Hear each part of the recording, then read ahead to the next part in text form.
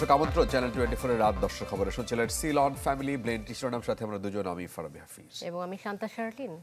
দেশের 1 নম্বর gas stove যা বেশি তাপেও ফাটে না। আরএফএল গ্যাস স্টোভ, নিরাপদ ও ঝামেলাহীন। দেশে সাম্প্রদায়িক বিশৃঙ্খলার চেষ্টা ঐক্যবদ্ধভাবে রুখে দেওয়া হয়েছে। রাজধানীর ফরেন সার্ভিস একাডেমিতে উপদেষ্টা পরিষদের বৈঠক পরবর্তী সংবাদ সম্মেলনে এই কথা বলেছেন উপদেষ্টা মাহফুজ আলম। আরেক উপদেষ্টা রিজওয়ানা হাসান তিনি বলেছেন যে নির্বাচন কবে হবে তার সুনির্দিষ্ট সময় এখনই বলা যাচ্ছে না। এদিকে প্রধান উপদেষ্টার সাথে সাক্ষাৎ করেছেন জামাতের শীর্ষ নেতারা। সে ব্যাপারে আপনাদের প্রশ্ন থাকলে উপদেষ্টা পরিষদের বৈঠকের সিদ্ধান্ত জানাতে বৃহস্পতিবার রাতে সংবাদ সম্মেলনের আয়োজন করা হয় ফরেন সার্ভিস একাডেমিতে, যেখানে কথা বলেন দুজন উপদেষ্টা। চাপ উত্তেজনা কাজ করতেছে। সংবাদ সম্মেলনে উঠে আসে দেশে ঘটে যাওয়া বিভিন্ন সাম্প্রতিক ঘটনা। উপদেষ্টা মাহফুজ আলম বলেন, দেশের মানুষ সাম্প্রদায়িক বিশৃঙ্খলা সৃষ্টির চেষ্টা রুখে দিয়েছে। ওই অপচেষ্টা বাংলাদেশের জনগণ, সবগুলো রাজনৈতিক দল এবং ধর্মীয় কমিউনিটি সবাই মিলে এটা রুখে দিয়েছে। জানান, তদন্ত ও নির্দিষ্ট প্রক্রিয়া মেনেই কোনো সংগঠনকে নিষিদ্ধ করতে চায় সরকার। তবে উপদেষ্টা সৈয়দা রিজওয়ানা হাসান জানান, কোনো সংগঠনকে নিষিদ্ধ করার আলোচনা সরকারের মধ্যে নেই। বাংলাদেশে কোনো সংগঠন নিষিদ্ধ করা, কোনো সংগঠনকে নিবন্ধন বাতিল করা বা যেই ধরনের আইনি উদ্যোগেই হোক না কেন, এটা নির্দিষ্ট প্রক্রিয়া অনুসরণ করে এবং তদন্ত সাপেক্ষে আমরা এটা করতে চাই, যাতে কোনো কোয়ার্টার্সে কোনো ধরনের অনিশ্চয়তা এবং সংকট না তৈরি হয়। কোনো সংস্থা নিষিদ্ধ করার কোনো আলোচনা সরকারের মধ্যে হয়নি। ব্যক্তির অপরাধের সাথে সংস্থার অপরাধকে আমরা জড়িয়ে ফেলছি না। এখন একটা সুনির্দিষ্ট অভিযোগের ভিত্তিতে একজনকে গ্রেফতার করা হয়েছে, তার ব্যাপারে একটা আইনি প্রক্রিয়া চলছে। তিনি অভিযুক্ত হতেও পারেন, অভিযুক্ত নাও হতে পারেন, সেটা আদালত দেখবে। এছাড়া নির্বাচন প্রসঙ্গে জানানো হয়, দ্রুতই নির্বাচন দিতে চায় সরকার, তবে সময় এখনই বলা যাচ্ছে না। সেই সময়টার ব্যাপারে আসলে আমরা অবস্থান নিতে পারছি না, এই জন্য যে আমরা সংস্কার প্রস্তাব কি আসবে, সংস্কার করতে কতটুকু সময় লাগবে, এটা না জেনে তো নির্বাচনের সময়টা বলে দেওয়া যাচ্ছে না। এদিকে প্রধান উপদেষ্টার সাথে যমুনায় বৈঠক করেছেন জামায়াতের আমির সহ দলটির শীর্ষ নেতারা। পরে বের হয়ে কথা বলেন জামায়াতের আমির। দেশের স্বার্থ বিরোধী কর্মকাণ্ডে যারাই জড়িত থাকবে তাদেরকে অবশ্যই আইনের আওতায় আনতে হবে। আইনের আওতায় এনে দেশকে শান্তি শৃঙ্খলা ফিরিয়ে দিতে হবে এবং এর জন্য প্রয়োজন হচ্ছে সর্বোচ্চ জাতীয় ঐক্য। এছাড়া দ্রব্যমূল্যের ঊর্ধ্বগতি, জাতীয় ঐক্য এবং নির্বাচন নিয়েও প্রধান উপদেষ্টার সাথে আলোচনা হয়েছে বলে জানান জামায়াতের আমির। আমাদের দেশের শান্তি শৃঙ্খলা। Ashikin Prince, channel 24, Dhaka. Double million offer, Walton fridge কিনে পেতে পারেন 20 লক্ষ টাকা, রয়েছে কোটি কোটি টাকার নিশ্চিত উপহার। চিন্ময় কৃষ্ণ দাসের কাজ এবং বক্তব্য একান্তই তার নিজের, এর দায় নেবে না ইসকন। রাজধানীর স্বামীবাগ আশ্রমে আনুষ্ঠানিক সংবাদ সম্মেলন হয়েছে আজকে। সেখানে সংগঠনের নেতারা এটিই বলেছেন, দাবি করেছেন যে চিন্ময় ইস্যুতে ভারতের অবস্থান কিংবা মন্তব্যের সাথে ইসকনের কোনো সম্পৃক্ততা নেই। সেখানে আরও জানানো হয়েছে যে শৃঙ্খলা ভঙ্গের অভিযোগে অনেক আগে চিন্ময়কে বহিষ্কার করা হয়েছিল। গেল সোমবার অভ্যন্তরীণ ফ্লাইটে চট্টগ্রাম যাওয়ার সময় রাষ্ট্রদ্রোহ মামলায় ঢাকা বিমানবন্দর থেকে গ্রেপ্তার করা হয় ইসকনের বহিষ্কৃত নেতা চিন্ময় কৃষ্ণ দাসকে। গ্রেপ্তারের পর আন্দোলন বিক্ষোভ হয় দেশের বিভিন্ন জায়গায়। মঙ্গলবার চট্টগ্রাম আদালত প্রাঙ্গণে নির্মম হত্যাকাণ্ডের শিকার হন আইনজীবী সাইফুল ইসলাম আলিফ। এরপর ইসকনকে নিষিদ্ধের দাবিতে ক্ষোভে ফুঁসে ওঠে চট্টগ্রাম সহ সারা দেশ। যদিও ভারতীয় গণমাধ্যম ও বেশ কিছু হিন্দু সংগঠন চিন্ময় কৃষ্ণ দাসের গ্রেপ্তার ইস্যুতে বাংলাদেশকে জড়িয়ে নানা বিরূপ প্রতিক্রিয়া দেখিয়ে আসছে। এমন অবস্থায় নিজেদের অবস্থান পরিষ্কার করতে রাজধানীর স্বামীবাগ আশ্রমে সংবাদ সম্মেলন করে ইসকন। সংগঠনটি জানায়, চিন্ময় কৃষ্ণ দাসের কাজ ও বক্তব্যের দায় নেবেন না তারা। কিছু মহল আমাদের সংগঠনকে বিতর্কিত করার লক্ষ্যে বিভ্রান্তিমূলক বক্তব্য এবং ভিত্তিহীন অভিযোগ তুলে সমাজে অস্থিতিশীলতা সৃষ্টির অপচেষ্টা করছে। বিশেষত সংবাদ সম্মেলনে দাবি করা হয় ভারতীয় মন্তব্য বা অবস্থানের সাথে ইসকনের কোনো সম্পৃক্ততা নেই। ভারতের ব্যাপারে কোনো কথা বলতে চাই না, রাজনৈতিক ব্যাপারে আমাদের কোনো বক্তব্য নেই। এই বিষয়টা আপনারা ওনাদের সাথে কথা বলুন, ওনারা কেন এই বিষয়টা কথা বলছেন। আমরা বাংলাদেশে বসবাস করি, এদেশ হচ্ছে আমাদের মাতৃভূমি। শৃঙ্খলাভঙ্গ সহ নানা অভিযোগে চিন্ময় কৃষ্ণ দাসকে ইসকন থেকে অনেক আগেই বহিষ্কার করা হয়েছে বলেও জানান সংগঠনটির নেতারা। আর চিন্ময় কৃষ্ণ দাস, তার বিরুদ্ধে কিছু অভিযোগ আসছিল, অভিযোগ তদন্ত করার জন্য আমরা তাকে 3 মাস সময় দিয়েছিলাম। 3 মাস তুমি ওই পুণ্ডরিক ধামে ওই মন্দিরে থাকতে পারবে না। ওখান থেকে যাইনি, তখন তাকে আবারও আমরা একেবারে সরাসরি বহিষ্কারের নির্দেশ দেওয়া হয়েছে। চট্টগ্রামে আইনজীবী হত্যায় তাদের কেউ জড়িত নয় বলেও দাবি করা হয়। হাসনাত সার্জিসের সড়ক দুর্ঘটনায়ও সংগঠনটিকে দায়ী করা দুঃখজনক বলে মন্তব্য করেন তারা। ফয়সাল হোসেন, চ্যানেল 24, ঢাকা।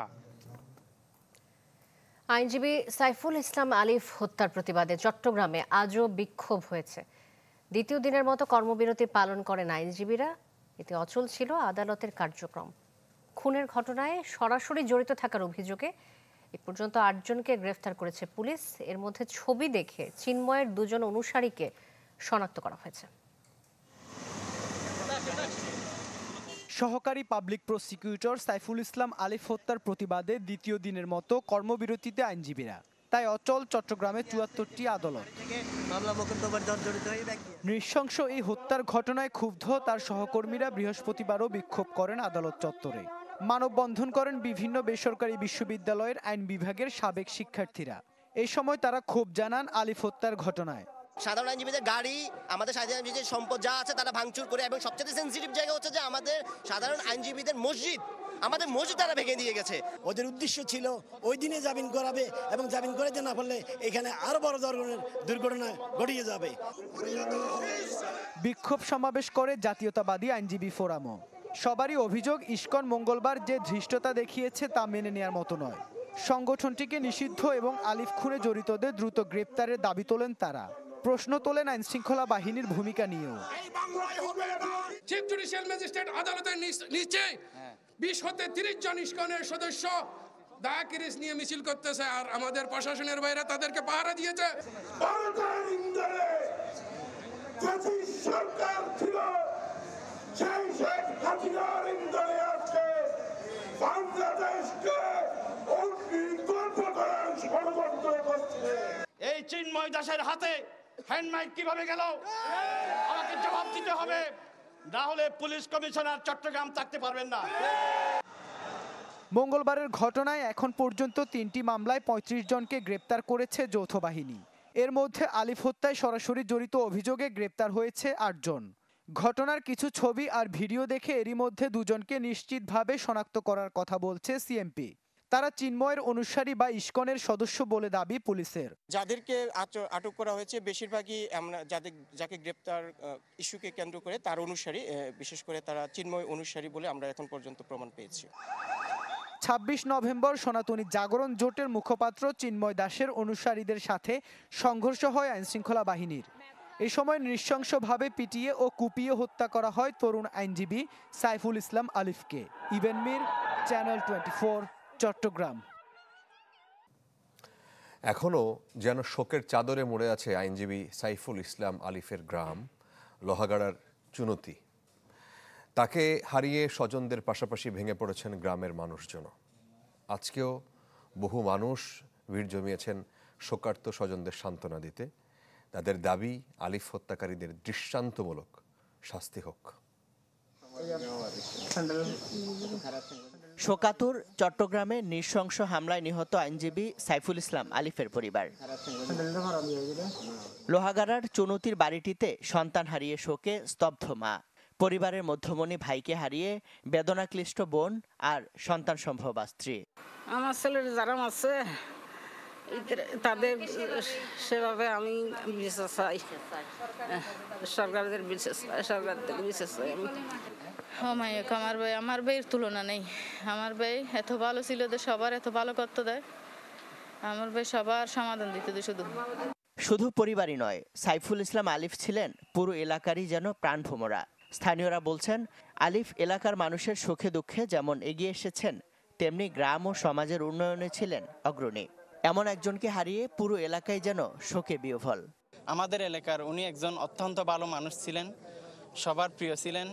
উনি আসলে এমন কোনো কাজ করে নাই যাতে কোনো মানুষের মনে কষ্ট পাবে বা আঘাত পাবে, ওইরকম কোনো কাজ করে নাই। এলাকার ইয়াং জেনারেশন যারা আছে মুরব্বীদের নিয়ে বসে এলাকাকে কিভাবে একটা সাজানো যায়, মাদক মুক্ত, হ্যাঁ এই ড্রিজিং মুক্ত কিভাবে একটা সমাজ গঠন করা যায়, এগুলো নিয়ে ভাবতো। এলাকার মানুষের সাথে ওনার একটা সুখ দুঃখের, সবসময় সুখ দুঃখের সাথে উনি মিলেমিশে কাজ করতো আমাদের সাথে। আমাদের এলাকাকে কিভাবে ডেভেলপ করা যায়, শিক্ষা ব্যবস্থাকে কিভাবে ডেভেলপ করা যায়, এই চিন্তা ভাবনা উনি সবসময় ওনার ছিল। 7 ভাই বোনের মধ্যে তৃতীয় আলিফ। প্রিয় সন্তান হারিয়ে শোকে বিহ্বল বৃদ্ধ বাবা জামাল হোসেন। আমি চাই ওনার সুষ্ঠু বিচারটা, ওনাকে যে করছে এদের সুষ্ঠু বিচারটা আমি চাই। আর যারা এই জ্ঞানের জড়িত আছে এরা বাংলাদেশ থেকে নিষিদ্ধ করা হবে। আলিফের রয়েছে 3 বছরের এক মেয়ে। কয়েক মাস পরই তার দেখার কথা ছিল দ্বিতীয় সন্তানের মুখ। ইমদাদুল হক, চ্যানেল 24, চট্টগ্রাম। ইসকন ইস্যুতে সর্বোচ্চ গুরুত্ব দিয়ে কাজ করছে সরকার। হাইকোর্টকে এমনটা জানিয়েছে রাষ্ট্রপক্ষ। সকালে deputy attorney general Mohammad Asad Uddin হাইকোর্টকে বলেন, চট্টগ্রামের ঘটনায় এখন পর্যন্ত 3টি মামলা হয়েছে। এই ঘটনায় গ্রেফতার হয়েছেন 33 জন।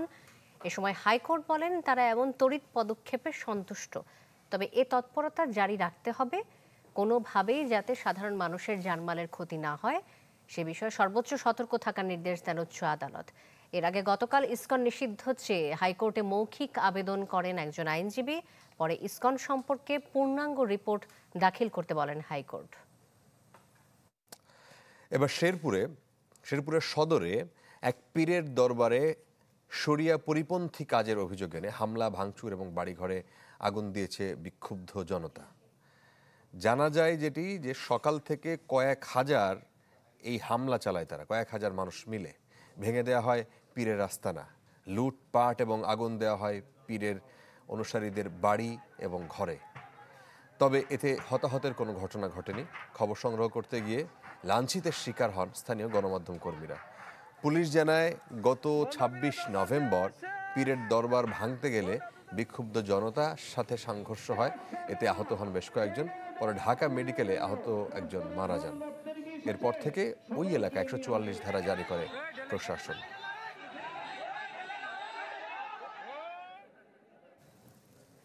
দেশের মানুষ স্বৈরাচারকে বিদায় করেছে, এখন দেশ গড়ার পালা। লালমনিরহাটে বড়বাড়ি মাঠে শহীদ জিয়া স্মৃতি ফুটবল টুর্নামেন্ট অনুষ্ঠানে ভার্চুয়ালি কথা বলেছেন বিএনপির ভারপ্রাপ্ত চেয়ারম্যান তারেক রহমান। বিএনপির সকল নেতাকর্মী সমগ্র দেশের মানুষকে সাথে নিয়ে, গণতান্ত্রিক আমি মানুষকে সাথে নিয়ে এই কয়েক মাস আগে যে পলাতক স্বৈরাচার, সেই স্বৈরাচারের বিরুদ্ধে আন্দোলনরত ছিল।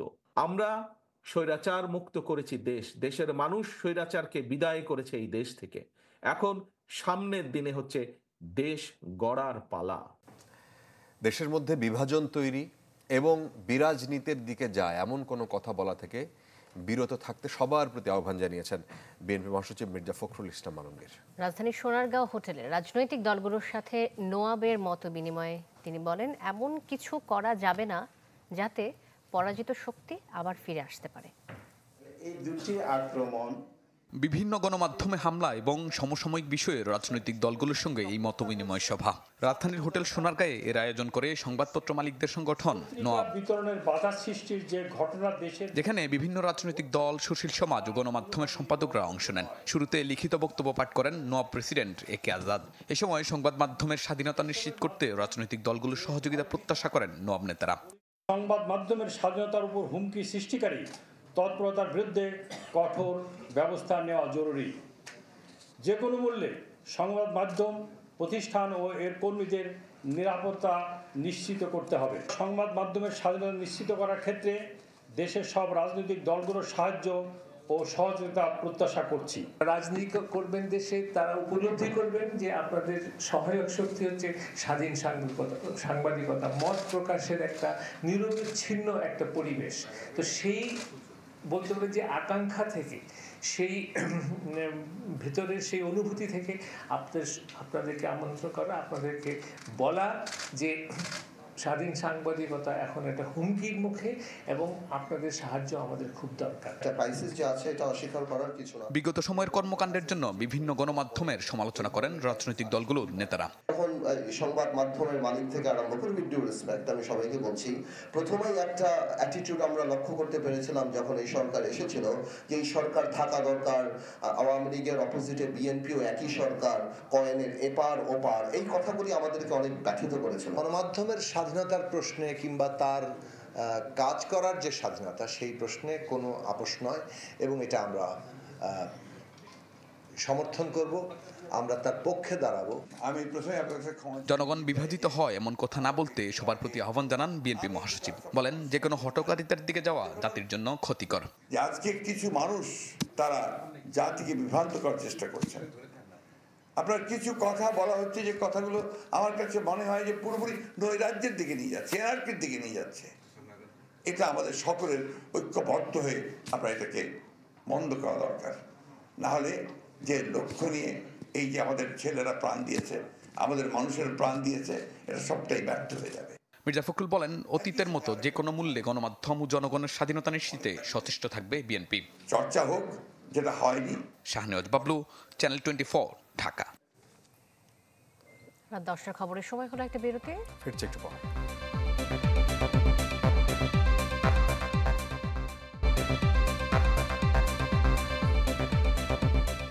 আমার আমন্ত্রণ রাত 10টার খবরে। আপনারা দেখছেন চ্যানেল 24।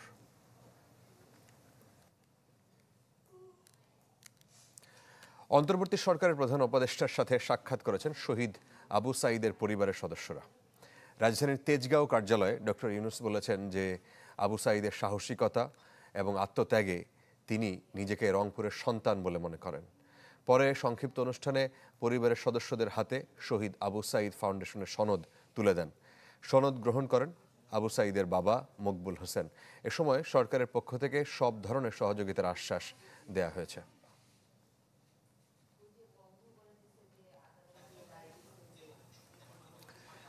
নতুন টাকা ছাপিয়ে দুর্বল ব্যাংকগুলোকে সহায়তা না করার সিদ্ধান্ত থেকে সরে আসলো বাংলাদেশ ব্যাংক।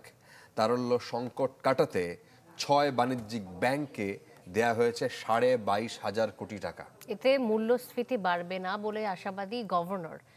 তিনি বলেন, একদিকে যেমন মুদ্রা বাজারে অর্থ সরবরাহ বাড়বে, অন্যদিকে বন্ড বিলের মাধ্যমে বিভিন্ন উপায়ে টাকাও তুলে নেবে নিয়ন্ত্রক সংস্থা।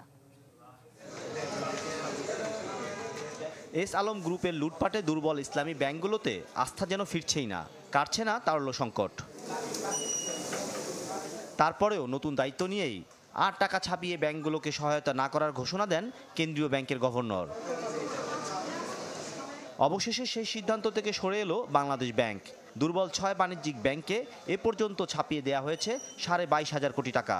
গভর্নর বলেন, এমন সিদ্ধান্তে রোববার থেকেই ব্যাংকগুলো থেকে চাহিদা অনুযায়ী অর্থ উত্তোলন করতে পারবে গ্রাহকরা।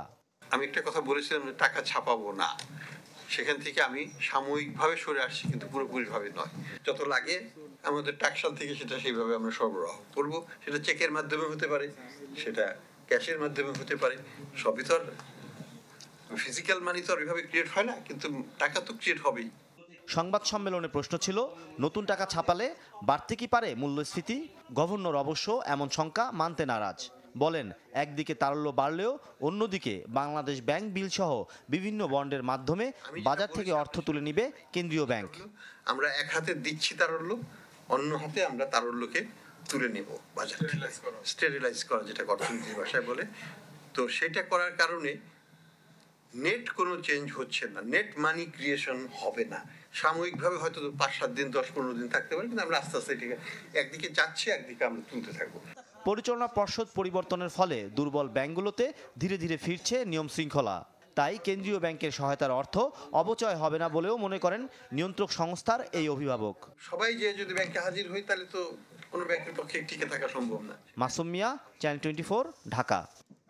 এজলাসের ডিম ছোড়ার ঘটনায় জড়িতদের চিহ্নিত করা যায়নি এখনো।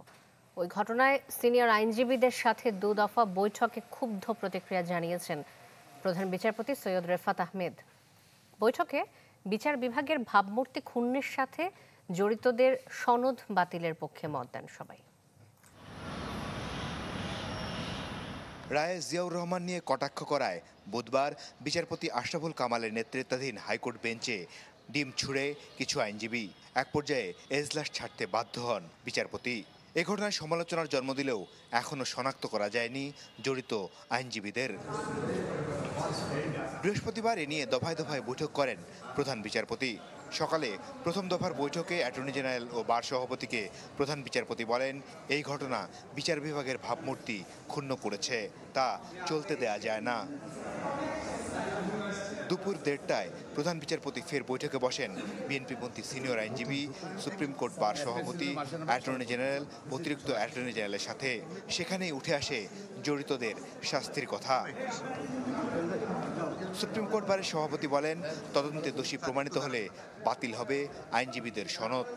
এই জন্য আমরা একটা তদন্ত কমিটি করব। কোর্টে আরও লয়ার ছিল, পাশাপাশি সিসিটিভির ফুটেজও আছে, সেটার উপরে খুব তাড়াতাড়ি রিপোর্ট দেবে। রিপোর্টের বেসিসে সেই সকল আইনজীবী যারা এই ঘটনা জড়িত তাদের বিরুদ্ধে ব্যবস্থা নেওয়া হবে। তবে কে দায়ী তা নিয়ে কথা বলতে গিয়ে ব্যারিস্টার খোকন বলেন, হামলাকারীরা মাস্ক পরা অবস্থায় থাকায় তাদের পরিচয় নিশ্চিত করা যায়নি। কারা মুখোশ পরা ছিল, যেহেতু পরিচিত লোক হলে মুখোশ পরে থাকলে হচ্ছে তাকে চিনে যাবে। এখন অনেকে মুখোশ খুলে ফেলছেন, সেটার বেসিসে অবশ্যই এটা কঠিনভাবে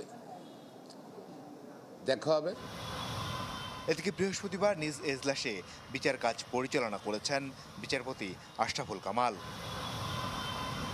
মাসুদুর রহমান, চ্যানেল 24, ঢাকা। সময় হলো আরো একটি ছোট্ট বিরতি। ফিরে আসছি একটু পর, সাথেই থাকুন।